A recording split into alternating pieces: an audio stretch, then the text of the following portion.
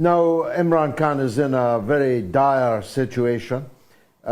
He's being held in prison. What they have in mind for Prime Minister Khan?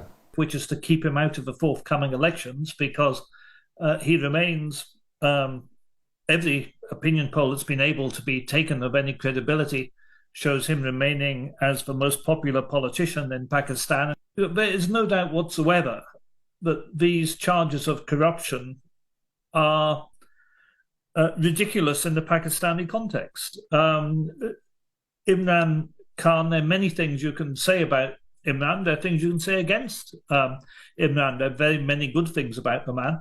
But one thing he is not is corrupt. This is a man who has actually given the majority of his personal wealth to found 3 hospitals in Pakistan.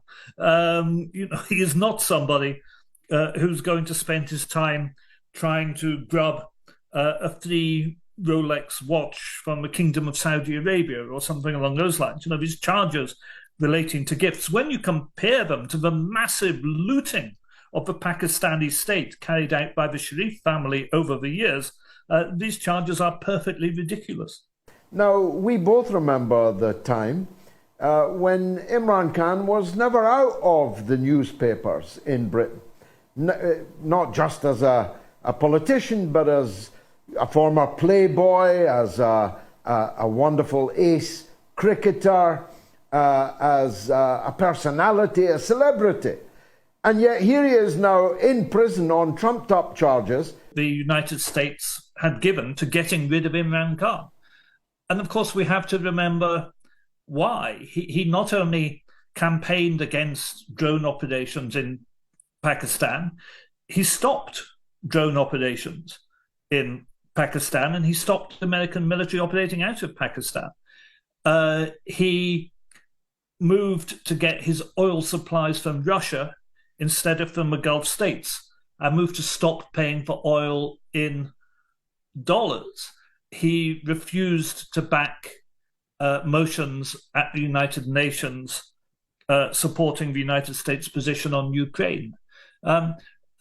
So, here you have this person who had a very strong international profile, as you say, and a high degree of international credibility, while a person widely appreciated and looked up to in the developing world, who was seen as a threat to the United States, and they've managed to get rid of him, and that requires maximum suppression. And of course, in a way, this is meant to be an example to other leaders, that if you don't jump when the United States says jump, when the United States insisted in public that Pakistan vote for a motion condemning Russian action in Ukraine, Imran Khan replied saying, "Are we slaves?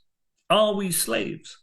And the Americans can't stand people turning around to them and saying, "Are we slaves?" Because the truth hurts, and the truth is they do treat the developing world like slaves. They don't accept the developing world has a right to its own opinion, to its own ideas, and to an anti-imperial, anti-colonial background or way of thinking. So I think there are deep lessons here in the treatment of Imran Khan.